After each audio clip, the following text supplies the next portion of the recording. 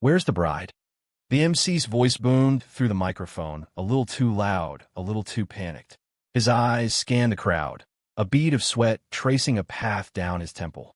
I stood on the stage, the spotlight hot on my face. Below me, a sea of faces stared back. My fiancée, Ava Miller, was gone. And so was Leo Thompson, my best friend, the guy I'd been through everything with since we were kids. He was my best man. The MC, his forehead now glistening, tried again. Could we have the bride, Ava Miller, and the best man, Leo Thompson? We're ready for you. I laughed. A calm, steady hand reached out and took the microphone from him. Don't bother, I said. My voice wasn't loud, but in the sudden dead silence of the ballroom, it was crystal clear. They're busy. 12th floor, room 1208. Ava's helping Leo with his new belt. Must be a tricky buckle. The room erupted. It wasn't a single sound, but 100 of them at once. Gasps, shocked whispers, the screech of chair legs on the polished floor. My mother-in-law-to-be, Karen Miller, her face caked in enough makeup to spackle a wall, went from ghost white to a furious, blotchy crimson.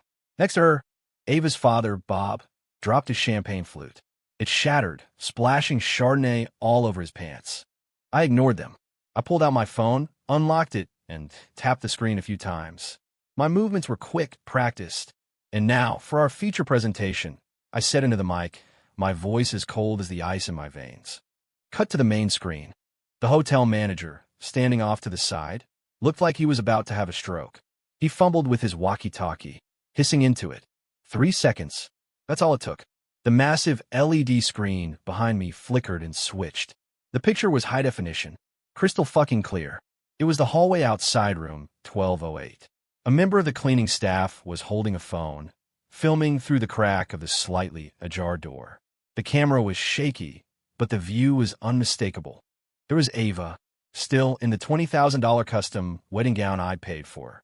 The pristine white train was hiked up around her waist, bunched up like a cloud, revealing the pale expanse of her thighs. She was straddling Leo. His tailored groomsman's suit was in a heap, his pants pooled around his knees. The belt? Oh, it was unbuckled, all right. The metal tip dangled, swinging softly. Ava's face was turned toward the door. Her expression was one of pure, oblivious ecstasy. The live chat feed exploded.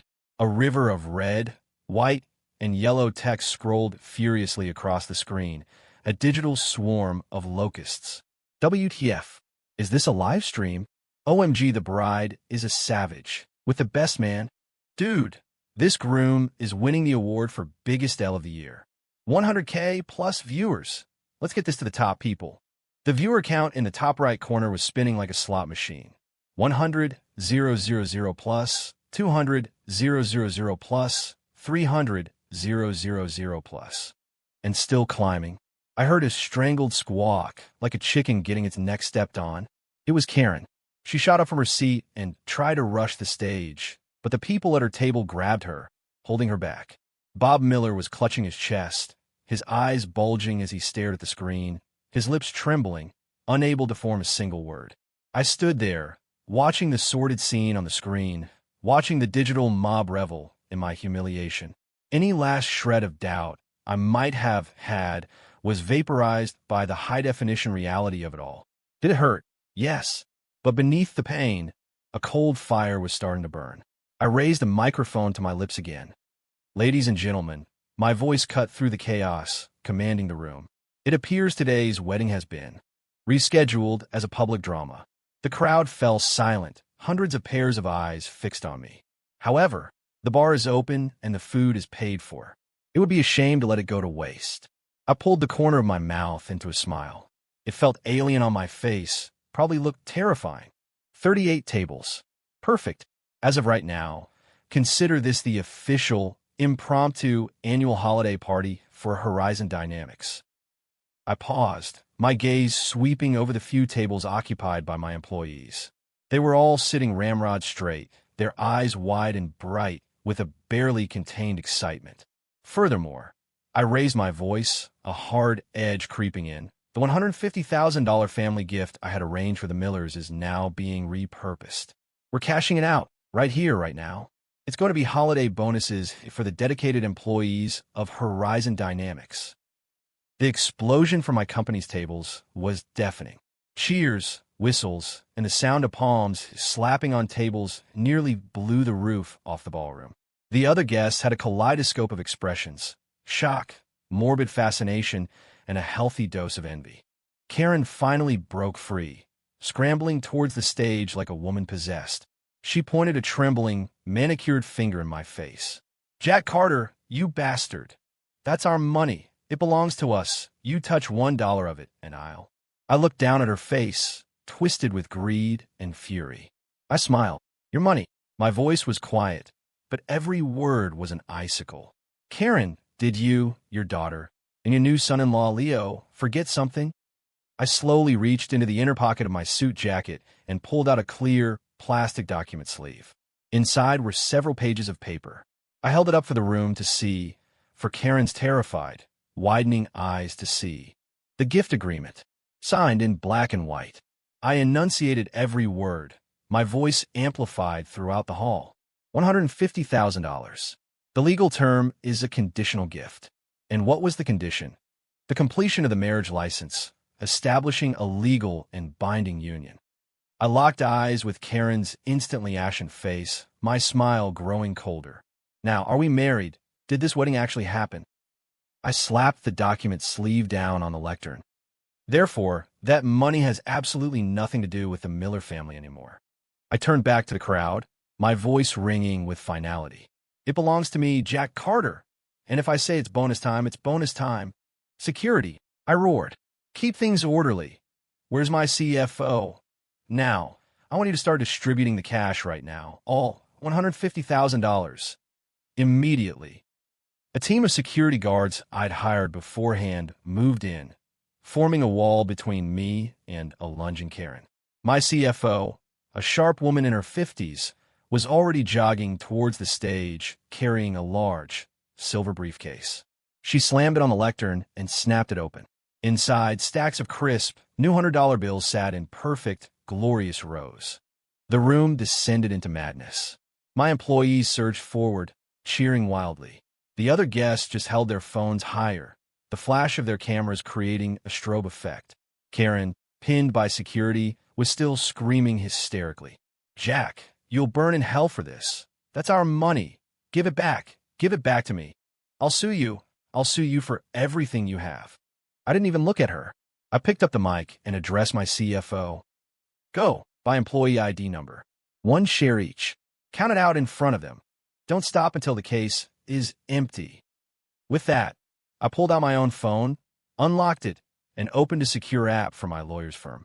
I found the pre-drafted conditional gift revocation form. My e-signature appeared in the box.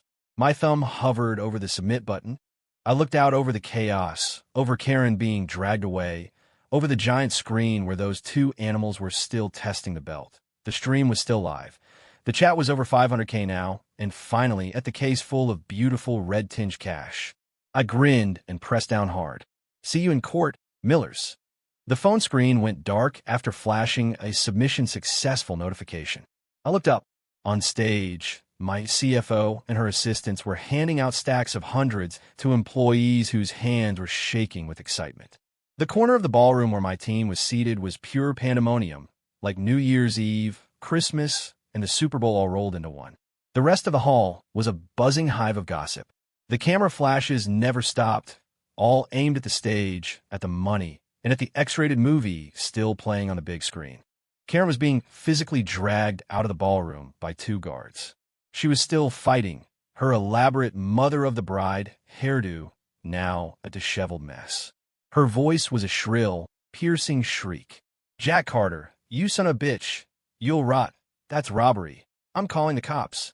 I'm having you arrested." "The cops?" I scoffed. "Let them come." Bob Miller wasn't putting up a fight. He was slumped in his chair at the main table, his face a ghastly, ashen gray. He clutched his chest, gasping for air. Someone tried to hand him a glass of water, but his hand was trembling so violently he spilled most of it. His eyes were vacant, staring at the money being given away, at his daughter's disgrace on the giant screen. He looked like his strings had been cut. I couldn't be bothered to look at them anymore. They made me sick. My phone vibrated in my pocket. I pulled it out. It was a text from Ethan Cole. my lawyer, and my best friend since we were in diapers. The message was short and sweet. Ethan, Jack, it's done. Cook County Courthouse pushed it through in record time.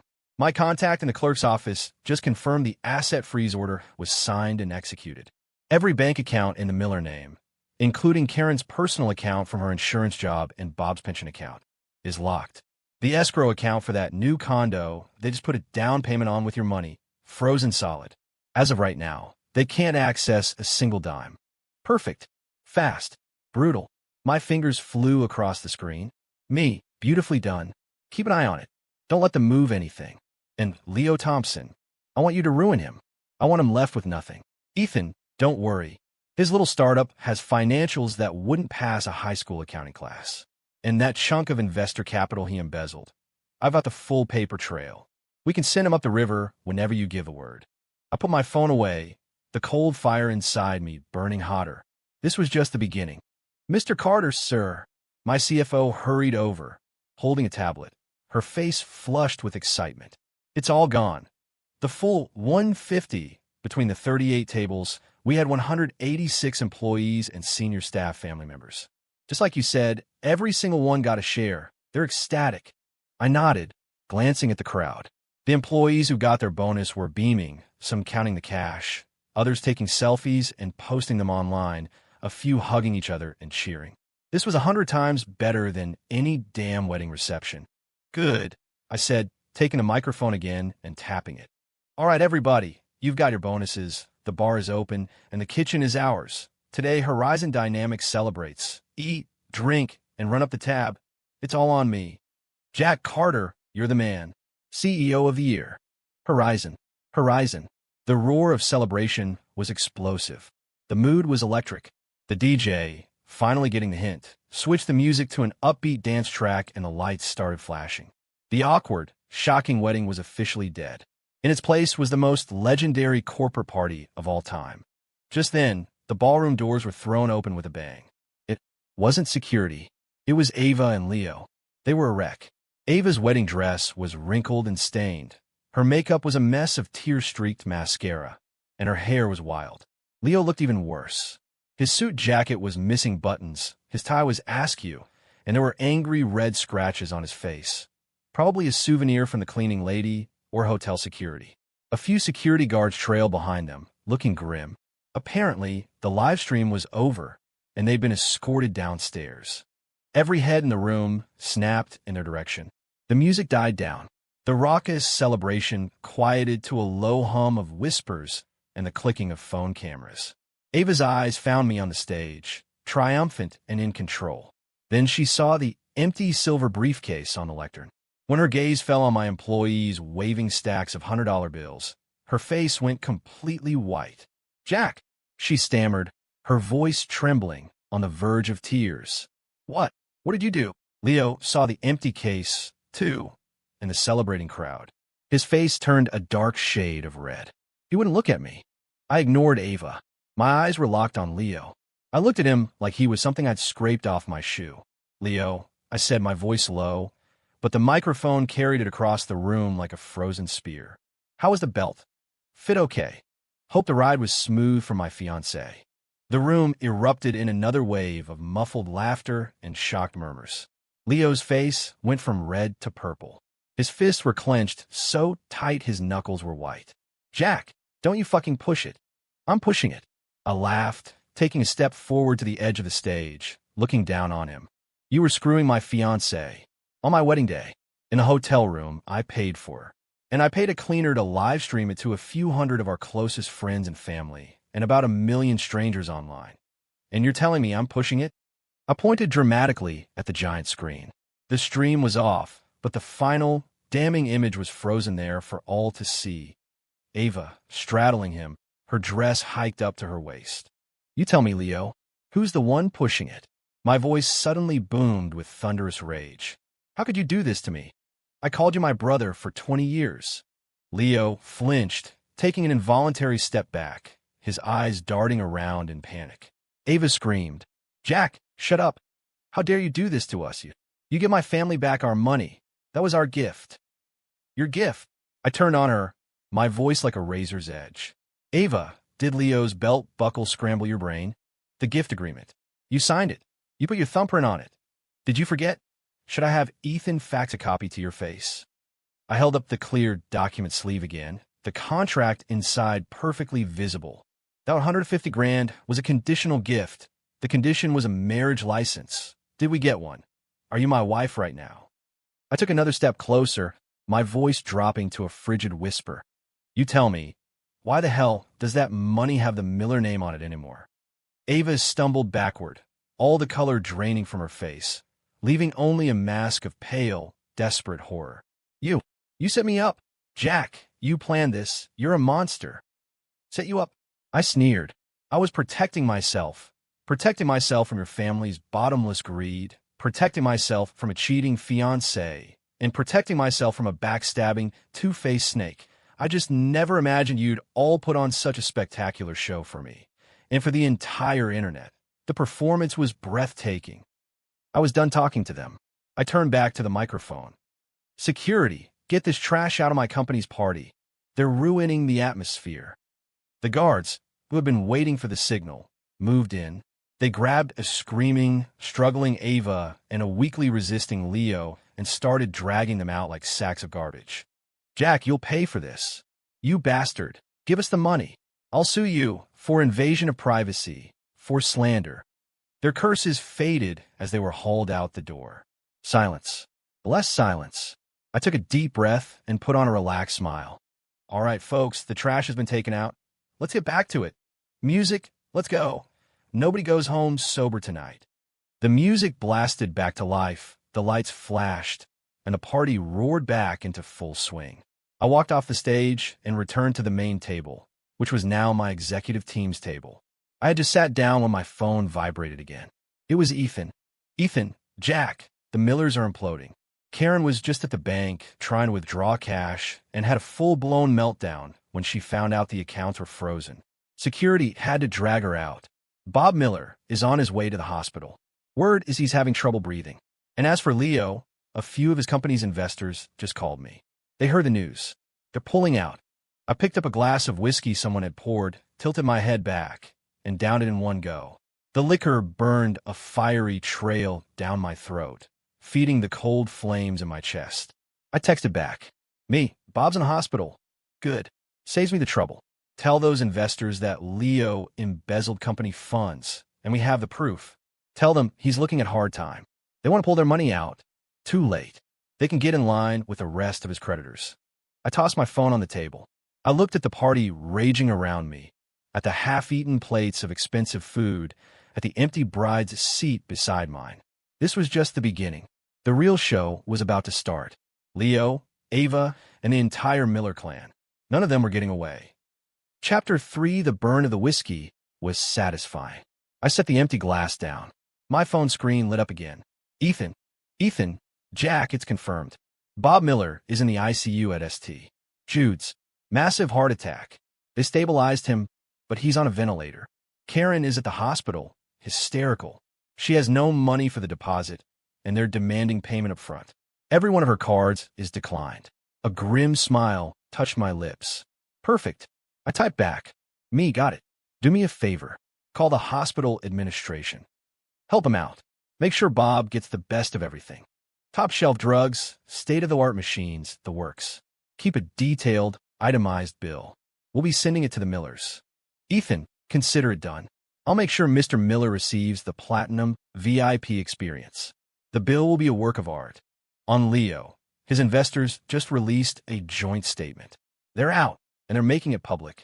The company's accounts are basically empty. He can't even make payroll next month. That $300,000 hole he dug for himself by embezzling that project fund, it's about to swallow him whole. 300,000? Ambitious little prick. I sneered. Me, you have the evidence locked down? Ethan, airtight. I flipped his CFO weeks ago. Ledgers, wire transfers, forged contracts. I have it all.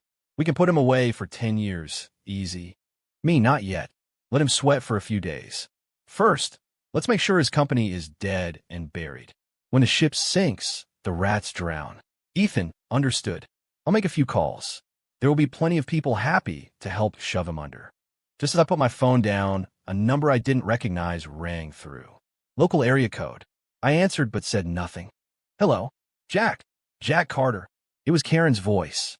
It was raw, hoarse, and thick with a terror she couldn't hide. It was you, wasn't it? The hospital. They want money. Bob is in the ICU. It's thousands of dollars a day. Our cards. None of them work. You have to give me back the money. Just some of it. We need it to save his life. I calmly picked up another glass of whiskey from the table and swirled the amber liquid. Karen, I said, my voice placid, without a ripple of emotion. Money. What money? Your family's money is with your daughter and your wonderful new son-in-law, Leo. I suggest you ask them. You son of a bitch, she shrieked, her voice cracking. That $150,000, the gift. You're the one who froze our accounts. You undo it right now.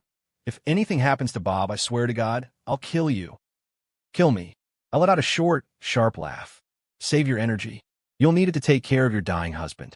As for the money, I paused, letting the silence hang, listening to her ragged breathing on the other end of the line. It's my money. The gift agreement, the court order, it's all perfectly legal and clear. You want it? Fine. Wait for the final judgment. Whatever the court decides you're owed, I'll pay. Until then, you get nothing. Jack, you animal. You monster. That's his life support money. Bob is your father-in-law, she wailed, breaking down in hysterical, incoherent sobs. Father-in-law. My voice turned to ice. When he was on the 12th floor, testing a belt, was he thinking about being my father-in-law? When Ava was straddling Leo on a live stream for the entire world to see, was she thinking about being my wife? Don't you dare talk to me about family. Don't you dare talk to me about life support money. My voice was low, but every word was a poison dart. Listen to me carefully, Karen. You decide what Bob Miller's life is worth. You want to save him? Sell your house. Sell your car. Beg, borrow, steal. Go ask your precious son-in-law Leo for help. He has a company, right? He was able to embezzle 300 grand, wasn't he? Tell him to cough it up to save his future father-in-law. You. She was choking on her own rage, unable to speak. Oh, and by the way, I added, as if it were an afterthought, the ICU Bob is in, top-notch. The best equipment, the best drugs. It's not cheap. I'll have my lawyer send you an itemized bill every day, and don't even think about skipping out on it. The court order froze your assets. Remember? That includes the new condo you just put a down payment on. You don't pay the medical bills. I'll take the condo as collateral. Jack, I will see you in hell. It was a primal scream of fury. Save your breath, I said, my voice flat. You'll need it for the funeral, because from where I'm sitting, your husband and your son-in-law are both on borrowed time. I hung up and immediately blocked the number. Peace. I took another sip of whiskey. This drink was getting better and better. The party was still going strong. My employees were red-faced and happy, singing off-key, arms slung around each other. No one was talking about the drama anymore. The cash in their pockets was all the reality they needed. My phone buzzed again. A WhatsApp message from a guy named Vince, a friend since childhood who ran a chain of high-end, boutique funeral homes. He was connected, and his sense of humor was blacker than the hearses he drove. Vince, Jackie boy, heard the father-in-law is in the ICU. Sounds serious. Got the arrangements handled? I've got a premium plot with a view saved for you. Full package, top-of-the-line service, 20% friends and family discount. We'll make sure the old man goes out in style. Karen won't know whether to cry from grief or the bill. I had to laugh. The guy was a vulture, but he was efficient. Me, get lost. He's not dead yet. Don't be so eager. Vince. Hey, just planning ahead. Early bird special. Besides, the way things are going for the Millers, by the time he actually kicks it, they won't be able to afford cardboard box. I'm doing you a favor, giving you an out. Don't worry, I'll inflate the invoice. We can deduct it from the frozen assets. It'll be enough to give Karen another heart attack. The guy was a shark. Me, fine. If it comes to that, you're my guy. For now, keep an eye on the hospital. The bills, send them sky high. If the old man is getting the VIP treatment, he's damn well going to pay for it. Vince, you got it. We'll make him feel right at home, and we'll make the bill absolutely terrifying. Just wait and see. Just as I replied, another call came in. This time it was Leo. I stared at his name on the screen, my eyes turning cold. Finally decided to call. Did you? I answered, put it on speaker, and set the phone on the table. "Hello," I said, my voice lazy. "Jack." Leo's voice was ragged, exhausted, and laced with a desperate, cornered animal rage. "You son of a bitch, you're ruthless. My company is finished. My investors are gone. My employees are demanding their paychecks. The bank is calling in my loans. It was you. This is all you're doing." "My doing?" I snorted. "Leo, when you were embezzling 300 grand to plug the holes in your sinking ship, did you ever think this day would come? Your books are a disaster. You think I needed to do anything? You shit the bed all on your own." There was silence on the other end, just the sound of his heavy, frantic breathing. "Fine, fine, you win, Jack, you win." He was talking through gritted teeth. "I'll walk away. The company is yours. The 300,000. I'll find a way to pay it back. Just call off your dogs. Let me go. Don't send me to prison. For the sake of our friendship." Friendship. It was the funniest thing I'd ever heard. My voice rose, sharp and cold. "Leo, when you were screwing my fiancée, were you thinking about the meaning of the word friendship? On my wedding day in my hotel room, with hundreds of people watching you live on the internet, were you thinking about how we were brothers?" I slammed my hand on the table, making the glasses jump. The chatter at the nearby tables died down as people looked over. "And now you want to talk about friendship? You're asking me to let you go?"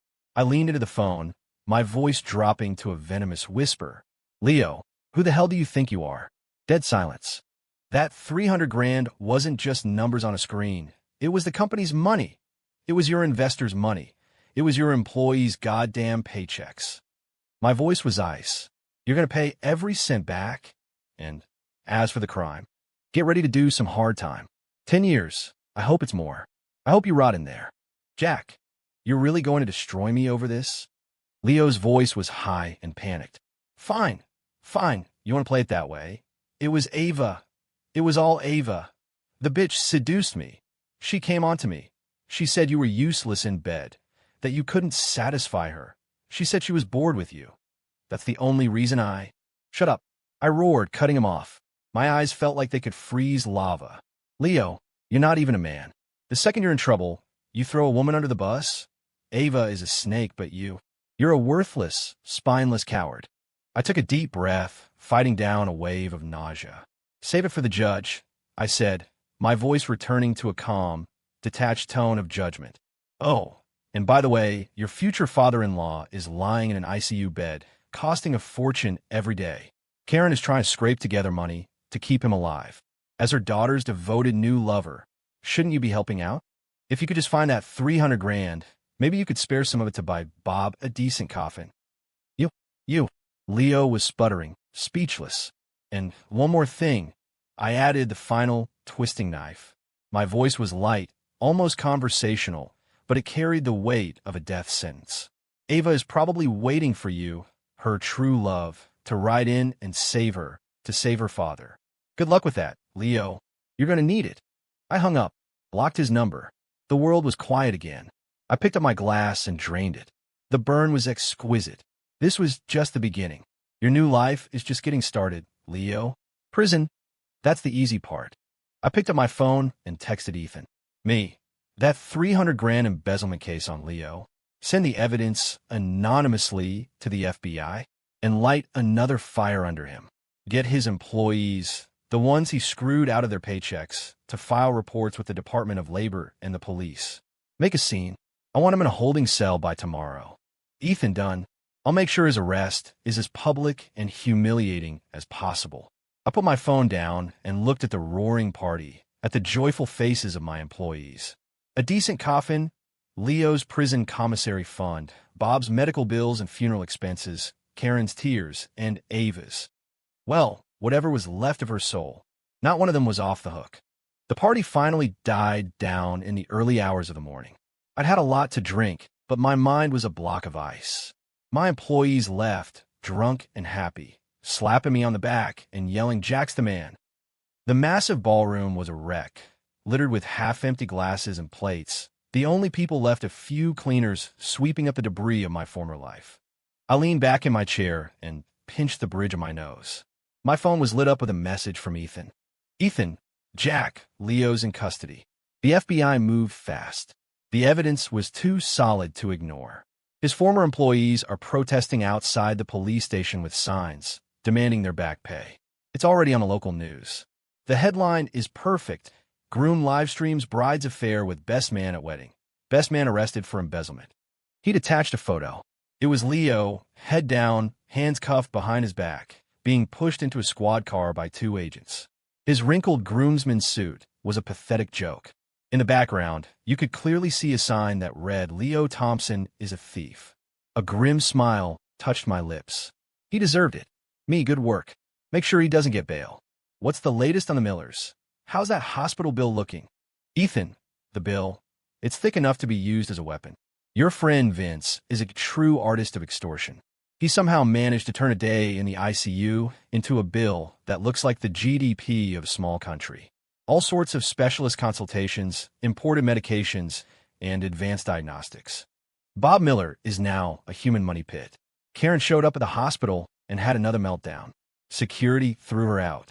She was screaming about jumping off a bridge, but nobody paid her any attention. Me? Jump? She doesn't have guts. Let her scream. The more a scene she makes, the better. What about Ava? Ethan? Ava? Oh, this is the best part. As soon as Leo was arrested, she started running around like a headless chicken. First, she went to Karen, probably to get money for Leo's bail or her father's hospital bills. Karen reportedly called her a worthless curse and a homewrecker. They got into a physical fight in the hospital hallway, pulled each other's hair out. Then, Ava went to the police station to try and see Leo, but they wouldn't let her in. Right now, she's probably crying in a ditch somewhere. I put my phone down and lit a cigarette. Through the smoke, I could see her face frozen on that live stream screen, crying crocodile tears. My phone buzzed again. A video call from an unknown number. I narrowed my eyes and answered it. Ava's face filled the screen. The background was dark, maybe a cheap motel room. Her eyes were swollen shut. Her face was stained with tears, and her hair was a tangled mess. She was wearing an old, oversized coat. The beautiful, polished bride was gone, replaced by a desperate, broken woman. Jack. Her voice was a raw, choked whisper. Let Leo go. Please. I'm begging you.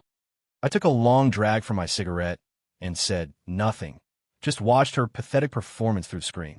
I know we hurt you. Fresh tears welled up in her eyes. But Leo can't go to prison. It'll destroy his life. It's me you hate. So punish me. Just let him go. Please. Punish you? I blew out a stream of smoke, my voice flat. Ava, what are you worth? What could you possibly offer me that would make me let him go? Your skills with a belt buckle. Ava's face went white. She trembled, the words hitting her like a physical blow. Do you have to be so cruel? Jack, we were almost husband and wife. Don't. I snapped, my voice sharp as broken glass. Who was your husband? The wedding didn't happen. The license wasn't signed. You're not my wife. You were at best a product I was considering. A product that, it turns out, had already been used by Leo. You. She was shaking with rage, her tears forgotten. You want to save Leo? I flicked the ash off my cigarette, a playful cruelty in my tone. Fine. I'll tell you how. Ava looked up, a sick, desperate hope flickering in her eyes. How? I'll do anything. Tell me. Simple, I said, looking at her like a bug trapped under glass. Leo embezzled $300,000. That money needs to be paid back. If the money is returned and the investors agree not to press charges, he might get a lighter sentence. $300,000. The hope in her eyes died, replaced by pure terror. Her voice cracked. I don't have that kind of money, my family. Your family? I scoffed. Your father is burning through cash in an ICU, and your mother can't even afford a coffin for him. What family? And as for you, I looked her up and down, my voice dripping with contempt. What do you have of value besides your own skin? Ava's face flushed, then drained of all color. Shame and fear warred in her expression. She knew what I was suggesting. You want me to? Her voice was a trembling whisper. Sell it. I said for her, my tone as casual as if I were discussing the weather. You seem to be pretty good on your back. Find yourself a rich client. Drive a hard bargain. 300 grand shouldn't be too hard for a girl like you. After all, you have a proven skill set. Jack, You're a monster. A bastard. You're not human, she shrieked, finally breaking down completely, screaming into the phone, tears and snot running down her face. Never. I'd rather die. Oh, I raised an eyebrow, feigning disappointment. That's a shame. It looks like Leo is going to be doing some serious hard time. By the time he gets out, your father's grave will be overgrown. Oh, wait, that's right. Your father won't have a grave. You can't afford one. They'll probably just dump his ashes down a sewer drain. Shut up! Shut up! She screamed, shaking her head violently as if to block out my words. Or, I said, my voice shifting to a devilish whisper, there's one other way. A way to prove that what you two have is true love. And if you can prove it, maybe, just maybe, I'll be merciful. She froze, staring at the screen, clinging to this last, desperate hope. What is it? I slowly stubbed out my cigarette and gave her a cold, empty smile. Leo is being held at the Cook County Jail. Tomorrow morning, at 10 o'clock, he has visiting hours. I can arrange for you to have 5 minutes with him. A manic joy flashed in Ava's eyes. Don't get too excited. I cut her off. There's a condition. You go in there, and you tell him that he needs to confess. That he was using you from the very beginning. That he only got close to you to get to me, to steal my company's secrets, or maybe just to ruin my life. Tell him he needs to admit that he never loved you, that you were just a piece of trash to him. That's not true, she gasped. Isn't it? Let's hear it from him, I said, my eyes boring into hers. If he says it, to your face, clearly and without hesitation, that he was using you, playing you, then I will consider letting him off the hook. At the very least, I'll see to it that he serves a shorter sentence. I stared at her pale, horrified face. So, what do you say, Ava? Are you willing to make a bet? A bet on whether in his heart you're his one true love, or just a piece of trash he used and threw away. On the screen, Ava looked like she'd been gutted. She collapsed back in her chair, her eyes vacant, her lips trembling, unable to speak. The sheer terror and doubt had wrapped around her like a python. Think about it, I said, my final words hanging in the air. Tomorrow, 10 a.m. At the jail. Don't be late. I ended the call. A bet. There was no bet. I knew exactly what kind of man Leo Thompson was. Selfish, greedy, and a coward. To save his own skin, he wouldn't just admit to using Ava. He'd get on his knees and call me his king. I wanted Ava to hear it from his own mouth. I wanted her to know, without a shadow of a doubt, that when forced to choose between her and his own freedom, her true love would stomp her into the mud without a second thought. Some wounds are deeper than any knife. My phone rang again. It was Vince. Vince. Jackie boy. Hot off the presses. Karen went to the Gilded Lily nightclub to hit up an old flame of hers for money, a lone shark named Fat Tony. The guy is pure scum. She's desperate. She's about to jump into a shark tank. The Gilded Lily? Fat Tony? Karen was so cornered she was turning to loan sharks? Good. Save me the trouble. Me, I see. Do me a favor. Help Fat Tony out. The interest rate. Make it astronomical. And for collateral. That new condo the Millers have. Even with just the down payment, it's in a good location. Tell Tony the loan is a sure thing. With the court-ordered asset freeze, that property isn't going anywhere. It's his for the taking. Vince, you got it. I'll make sure Karen signs her life away. The interest will be so high she'll be paying it off in the next life. And when it's time to collect on the condo, I'll be there myself to help her move out. It'll be a touching scene. I put my phone down and walked to the window. The sky was beginning to lighten. The city was waking up. Ava's test of true love. Karen's dive into the lone shark's den. Leo's new life behind bars. The stage was set. The tragedy was in full swing. Chapter 5 Daybreak. The headache from the whiskey was replaced by a cold, sharp focus. I stood at the floor-to-ceiling window of my office, looking down at the awakening city. The traffic below moved like a colony of ants, small and insignificant. My phone vibrated in my hand. It was Ethan. Ethan, Jack, it's all set at the jail. 10 o'clock, visiting room 3. 5 minutes. The listening devices are in place. Quality is perfect. And about Karen, it's done. She signed the loan agreement with Fat Tony. $50,000 at a 5% daily interest rate, compounded. The condo is the collateral. Vince helped with the notary.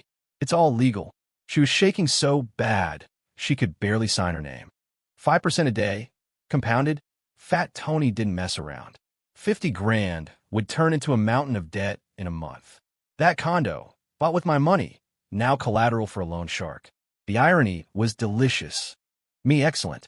Tell Tony to be attentive. I want his guys paying Karen a courtesy call at the hospital every day to remind her about the payments. And make sure they deliver the latest itemized medical bill personally. We wouldn't want Mr. Miller to feel neglected in the ICU. Ethan understood. I'll make sure Karen's experience is 5-star. I put the phone down and walked to my desk, turning on my computer. A split-screen feed appeared. On the left was the live security camera from inside visiting room 3 at the Cook County Jail. It was empty. On the right was the camera pointed at the main entrance. At 9:50 a.m., a figure appeared wearing a cheap trench coat, a face mask, and a hat pulled down low. She darted her head around nervously. It was Ava. She was here. For her true love. At exactly 10 a.m., the door to the visiting room opened. Leo was let in by a guard. He was wearing a standard-issue orange jumpsuit. His head was shaved, his face was covered in stubble, and his eyes were sunken. He looked like all the life had been sucked out of him. The handsome, charming best man from my wedding was gone, replaced by a common criminal. Ava was sitting on the other side of the plexiglass partition. When she saw him, she flinched, and tears immediately started streaming down her face. She lunged for the telephone receiver. Leo, oh my God, Leo, are you okay? Did they hurt you? Leo looked up. He seemed dazed at first. Then a desperate, frantic light ignited in his eyes, like a drowning man spotting a piece of driftwood. He snatched up his receiver. Ava, get me out of here. You have to get me out. This place is a nightmare. It was Jack. That bastard Jack Carter did this to me. He's trying to destroy me. I know.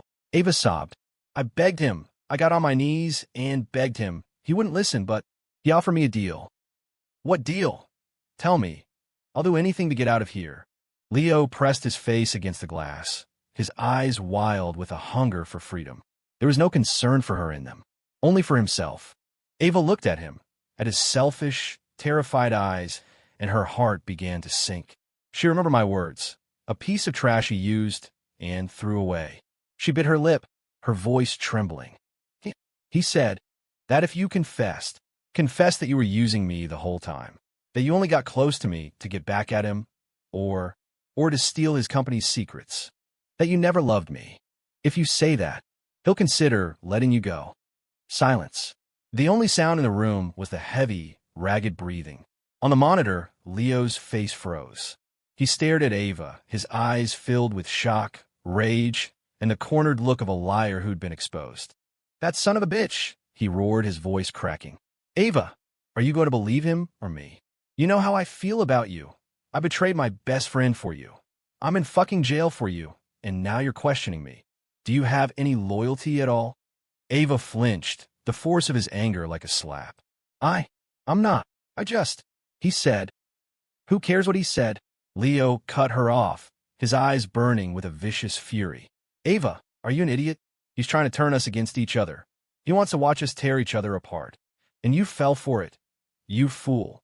Ava's face was ashen. She was trembling, unable to speak. The tiny flame of hope she'd been clinging to was flickering, about to be extinguished by his ugly, snarling face. Listen to me. Leo leaned forward, his voice a low, desperate hiss. You're the only one who can save me now. Jack is a psycho. He wants to torture us. He hates us. You have to go to him, beg him, get on your knees, do whatever it takes. You're good at wrapping men around your finger, aren't you? So go do it. Make him happy. Get him to drop the charges. Do you understand me? Wrapping men around her finger. Is that what he thought of her? She looked at his face, twisted with fear and selfishness, at the undisguised command in his eyes. My words echoed in her ears like a death knell, a piece of trash. Leo. Her voice was barely a whisper, a final, desperate plea for a truth that was already dead. Did you ever love me? Leo stared at her for a second, and then his face contorted into a mask of pure annoyance and disgust. Is that seriously what you're asking me right now? Who gives a shit about love? The only thing that matters is getting me out of here. Now listen to me. Ava, go find Jack. Use any means necessary. Get him back off, because if I get sentenced to 10 years in here, I swear to God, I will haunt you for the rest of your miserable life. The last flicker of light was gone. Ava stared at the hateful, hysterical man on the other side of the glass, at the naked threat in his eyes.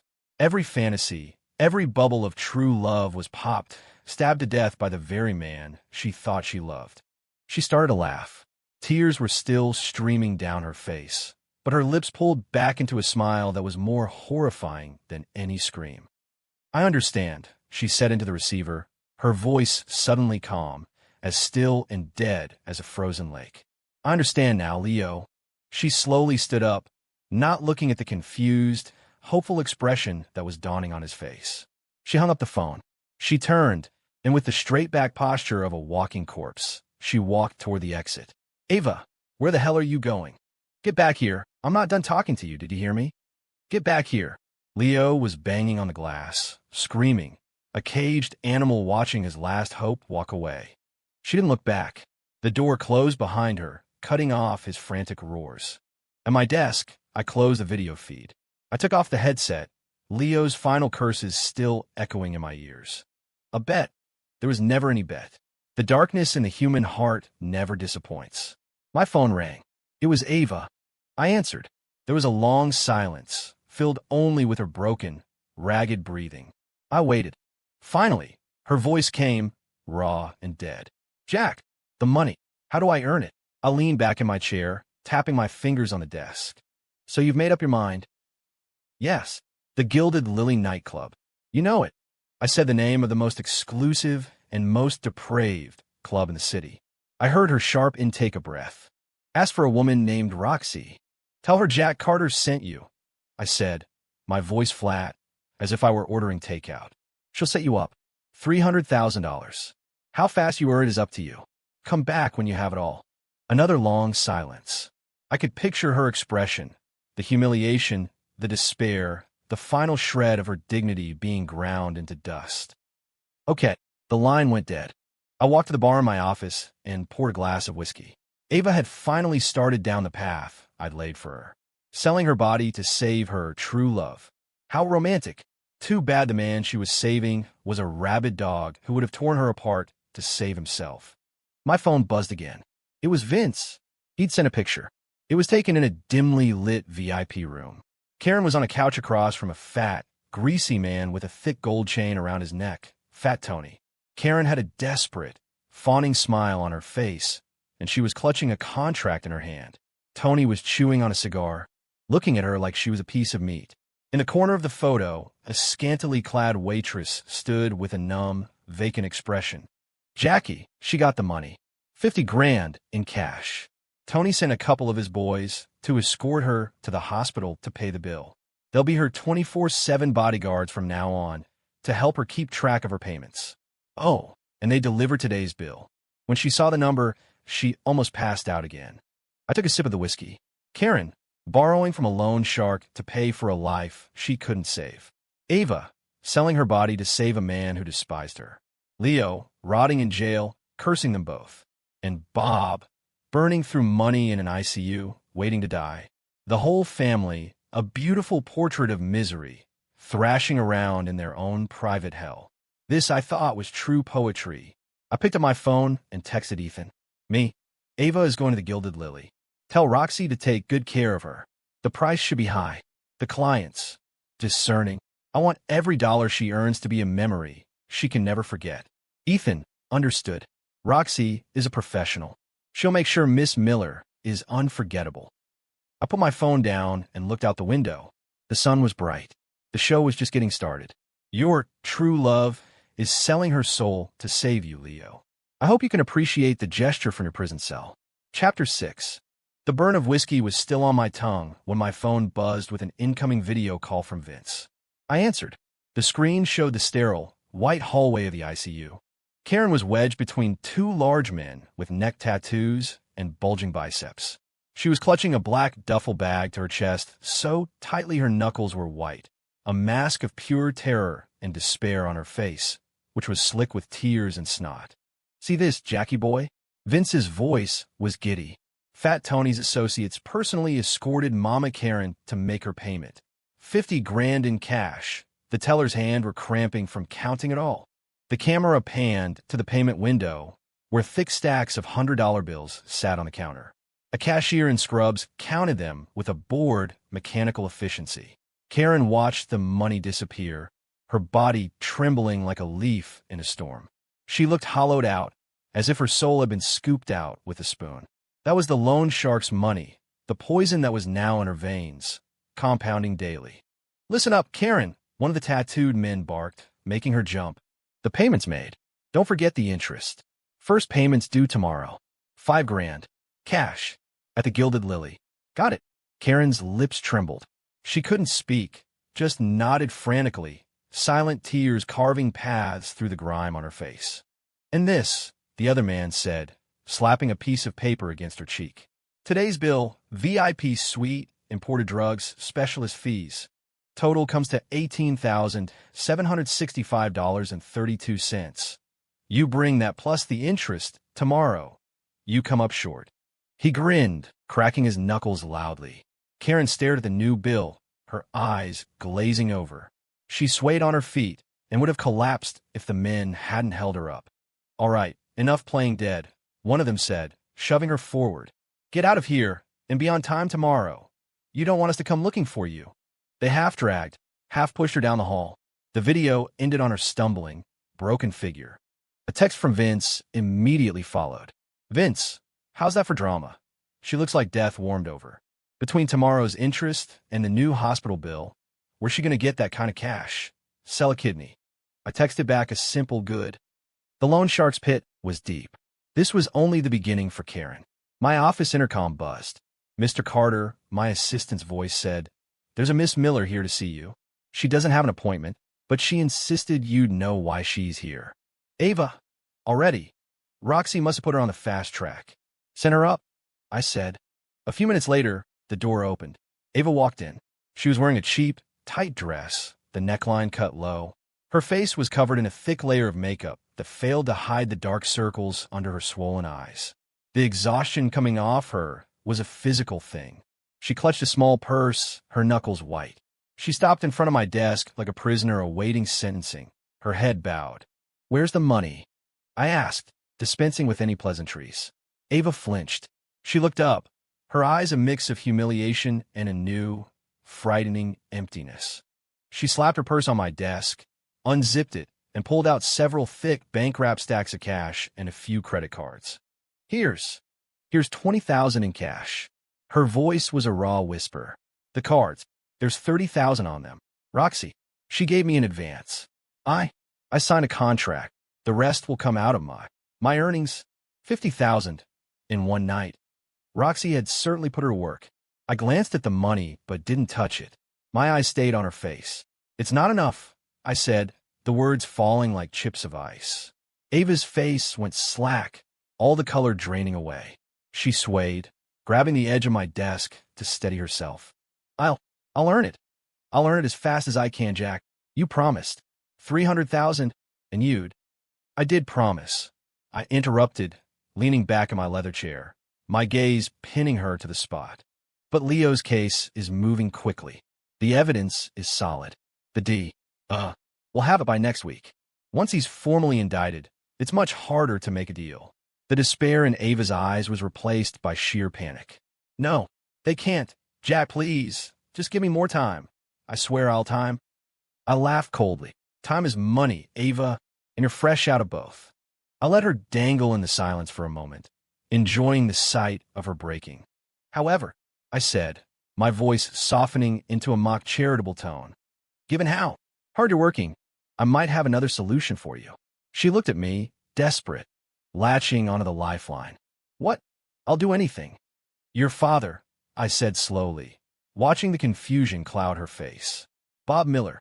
He's costing you over 10 grand a day in that ICU. The money your mother borrowed from the loan shark? She owes over 20 grand by tomorrow. How long do you think they can keep that up?" Ava's expression shifted from confusion to a horrified, dawning comprehension. You want me to?" she stammered. "Sign a piece of paper." I opened a drawer, pulled out a document I'd had prepared, and slid it across the desk. The title was in bold letters: Voluntary Cessation of Treatment and Anatomical Gift Agreement. Sign it, I said, my voice flat and devoid of emotion. You relinquish all medical care for your father, Bob Miller, and you agree that upon his death, his body will be donated to the University Medical School for scientific research. Ava's eyes widened in horror. She stared at the document as if it were a coiled snake. Sign it, I repeated, each word a nail in her coffin. And your father's life is effectively sold to me. I'll have the hospital cease all expensive treatments immediately. He'll be allowed to die peacefully. Your family's financial hemorrhage will stop. And in exchange, I leaned forward, my eyes locking on her colorless face. I will personally cover the $300,000 that Leo embezzled. The air in the room seemed to vanish. Ava stared at me, the choice I'd given her echoing in the silence. Abandon her father to save Leo. Trade her father's life for Leo's freedom. The sheer, monstrous absurdity of it all seemed to crush her. Her eyes darted from the document to the cash on the table and finally to my cold, impassive face. The silence stretched on, broken only by her ragged, shallow breaths. Finally, the fight went out of her. Her expression went blank, her body slack with a grim, dead-eyed resignation. Slowly, her hand reached out and took the pen from my desk. Her fingers were trembling so badly she could barely hold it. She stepped forward and leaned over the desk. The tip of the pen hovered over the signature line, shaking. A single, hot tear fell from her eye, splashing onto the paper and blurring the ink. She didn't wipe it away. She just bit her lip until I could see a drop of blood well up. Then, with a final, shuddering breath, she signed her name. Ava Miller. The signature was a jagged, broken scrawl. As she finished, the pen fell from her nerveless fingers, clattering on the wood.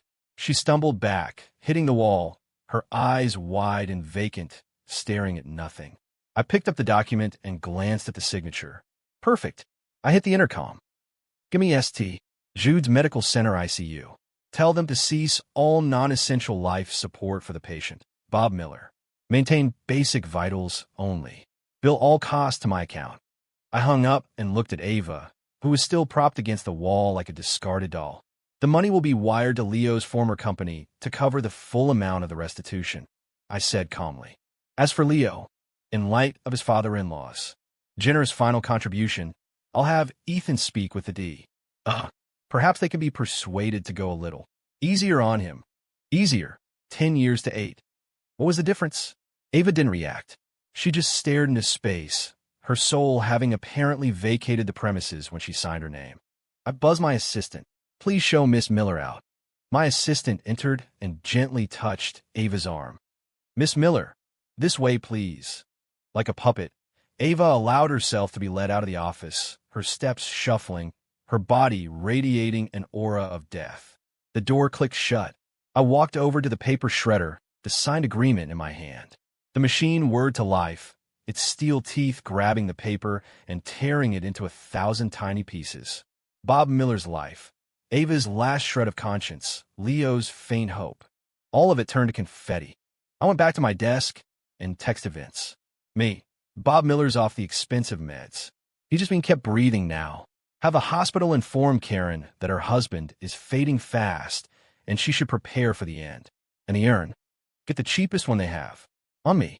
Vince, the cardboard box special. You got it. I'll make sure Karen is so touched she won't be able to cry. Jack, my friend, you are a stone-cold artist. Making her trade her father's life for her lover's prison sentence? And she actually signed it. Genius. Pure, evil genius. I didn't reply. I just stood at the window, watching the city lights twinkle to life.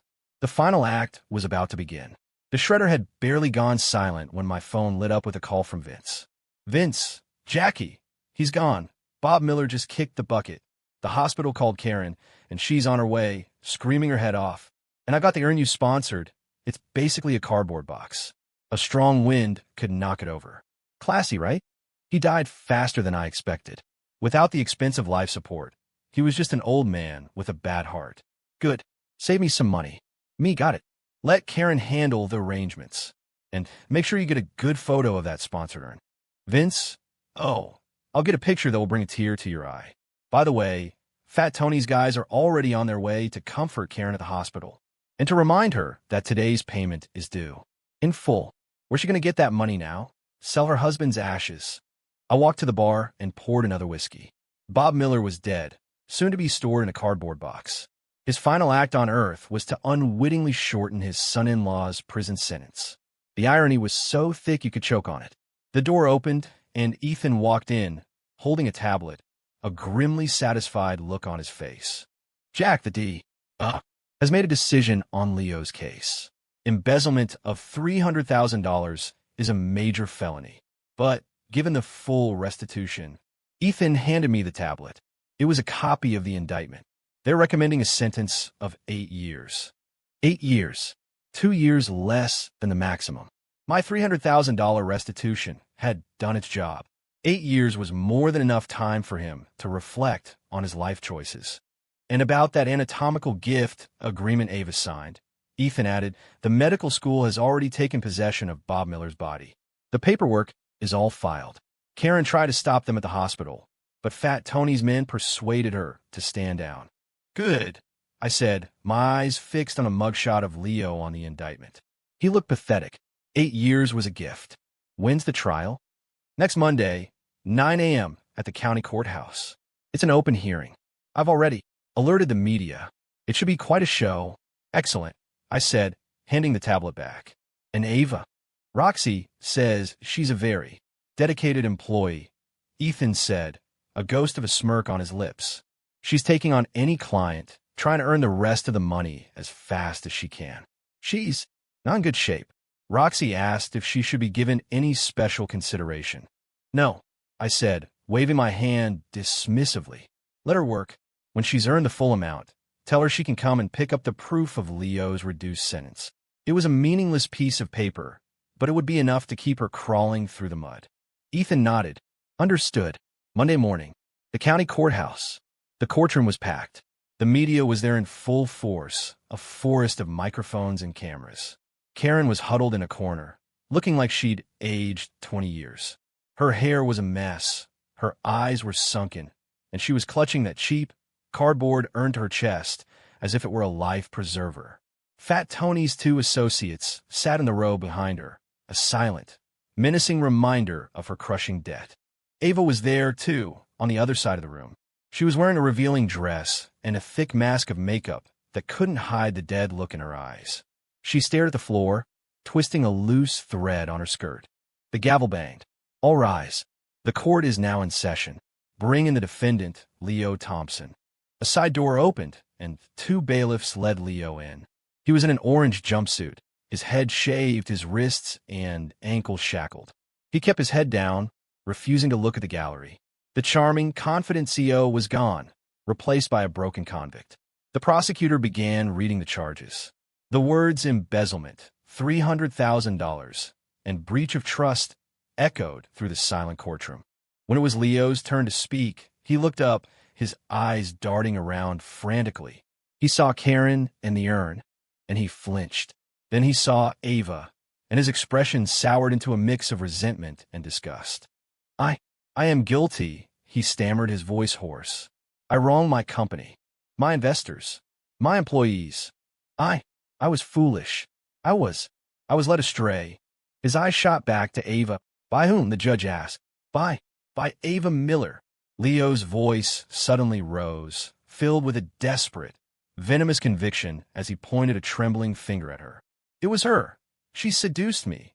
She manipulated me. She told me Jack was rich, that his company had money, that I should find a way to take some of it. It was all her idea. She ruined me. The courtroom exploded. The cameras swiveled to Ava, 100 flashes going off at once. She snapped her head up, her face a mask of shocked disbelief. The man she had sold her soul for was throwing her to the wolves. You're lying, she shrieked, her voice a raw, animal cry of betrayal. Leo, you bastard, you're a liar. It was you. You came on me. You order. The judge's gavel slammed down. A bailiff put a hand on Ava's shoulder, forcing her back into her seat. She was shaking uncontrollably, black mascara-tinged tears cutting tracks through her makeup. She stared at Leo, her shock turning to a cold, bottomless hatred. The last, pathetic ember of her delusion was finally extinguished. Leo refused to meet her gaze, his head bowed, his body trembling. The trial was a formality. Leo's lawyer offered a weak defense. Then it was Ethan's turn to speak on behalf of the wronged company. "Your Honor," Ethan began, his voice calm and clear, regarding the defendant's supposed remorse and the restitution he has paid. He held up a document. First, the $300,000 was not paid by Mr. Thompson. It came from a third-party account, one with a very disturbing connection to this case. Ethan's eyes flickered toward Ava. And second, he continued, his voice dropping, the acquisition of this money involved a shocking, morally reprehensible, and frankly, inhuman transaction. He held up another document. It was a copy of the voluntary cessation of treatment and anatomical gift agreement, with Ava's jagged signature clearly visible. This document was signed by Miss Ava Miller, the woman the defendant has just accused of being his manipulator. It states that she voluntarily ceased all life-saving medical care for her dying father, Bob Miller, and agreed to donate his body to science. And in exchange for this, a third party agreed to pay Leo Thompson's debt. The courtroom descended into chaos. The reporters were practically climbing over each other to get a better view. Karen stared at the document, then at her daughter, her face contorting with a horrifying realization. The urn slipped from her grasp and hit the floor, cracking open. "Ava!" Karen's scream was inhuman. She launched herself at her daughter. "You monster! You curse! That was your father. Your own father. You sold his life to save this piece of trash. I'll kill you! I'll kill you, you soulless bitch!" The two women fell to the floor in a tangled, screaming heap. Karen was a wild animal, scratching and clawing. Ava was a limp doll, not fighting back, just taking the blows, her eyes vacant. "Order! Order in the court." The bailiffs pulled them apart. Karen was still screaming, hysterical. Ava was a broken mess on the floor. Leo watched from a defendant's table, his face ashen. He was finished. Not only was he going to prison, but his last pathetic attempt to save face had been blown apart in the most spectacularly humiliating way possible. The judge, his face grim, banged his gavel one last time. "This court is in recess, sentencing this afternoon." Leo was dragged away. Karen was still wailing. Ava was helped to her feet and led out of the courtroom like a zombie. The cameras followed them, capturing every moment of their living hell. Ethan walked over to me. "It'll be 8 years, he said quietly. I stood up and straightened my suit.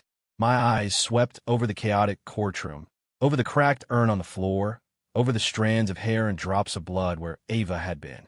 8 years, I said, a cold smile on my lips. He's getting off easy. The show wasn't over. Ava's hard-earned money was still sitting on my desk. The chaos of the courtroom faded behind the heavy doors of my car. I leaned back and closed my eyes as Ethan drove us back into the city. My phone was vibrating nonstop, but I ignored it and switched it to silent. The afternoon sentencing was exactly as expected. 8 years. As the gavel fell, Leo collapsed and was dragged from a courtroom. Karen was still there, weeping over her broken cardboard urn, cursing everyone. Ava never returned. Back in my penthouse office, the city lights were beginning to glitter. I poured a drink. The intercom buzzed. "Mr. Carter." My assistant's voice was hesitant. "Miss Miller is here again. She says she has all the money. So soon." Roxy was a miracle worker. "Send her up." Ava walked in. She wore no makeup, her face a pale, bruised canvas. An oversized men's coat hid her body, but I could see the dark marks on her neck and wrists. She looked like a husk, reeking of cheap perfume and stale smoke. She was clutching a black plastic garbage bag. She walked to my desk and dropped it with a heavy thud. It was stuffed with cash and a few bank cards. 300,000, she rasped, her voice barely audible. 180 in cash, 120 on the cards. Roxy took her cut. It's all there." I glanced at the bag of dirty money. "The motion for Leo's sentence reduction," I said, sliding a document across the desk. It was a worthless piece of legal fluff, but it looked official. Ava's dead eyes flickered. She reached for it. My hand shot out and covered the paper. "I received payment," I said coolly. "My lawyer will file this motion. Whether the court accepts it is out of my hands." The tiny spark in her eyes died. She knew it was all for nothing. The whole horrifying ordeal, her father's death, her own degradation, had been for a meaningless, empty promise. She swayed, a wave of despair washing over her. Suddenly, the office door burst open. Karen, looking like a demon from hell, stormed in. Her eyes were red-rimmed and crazed, and she was still clutching the broken, ash-stained urn. "Ava, you whore!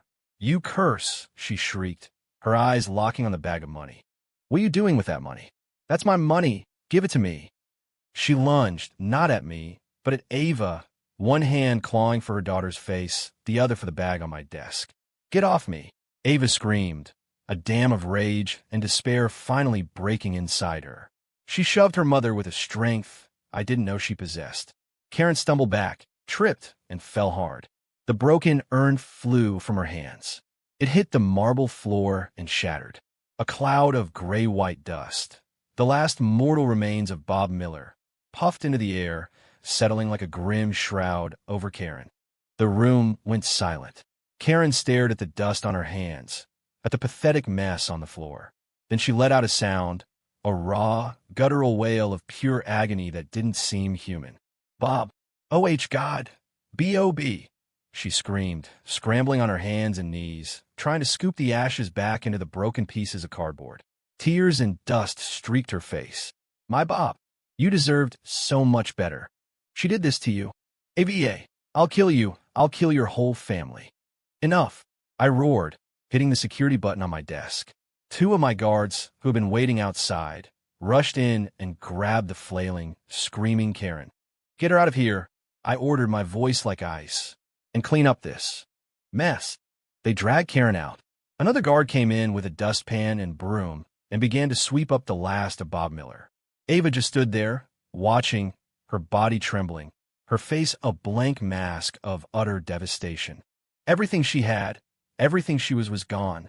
The office was quiet again. She turned her head slowly, her empty eyes finding mine. She looked at the worthless motion on my desk, then back at me. A strange, silent laugh contorted her face, a horrifying sight. She didn't say another word. She just turned and walked out of my office, a ghost in a borrowed coat. At the door, she paused. Without turning around, her voice, like sand and broken glass, floated back to me. "Jack, they say hell has many levels. Which one are you on?" The door clicked shut. I walked to the window and looked out at the glittering, indifferent city. Hell, this wasn't hell. This was just a front row seat. My phone vibrated. A text from Ethan. It was a photo. It was taken in a prison visiting room. Leo, in his jumpsuit, his face bruised and swollen, was being held against the glass by a much larger, menacing-looking inmate. The fear in Leo's eyes was absolute. Ethan, Jack, Leo, is settling into his new life. He's already made some friends. The next 8 years are going to be very, very long for him. I put the phone down, picked up my glass, and swirled the amber liquid.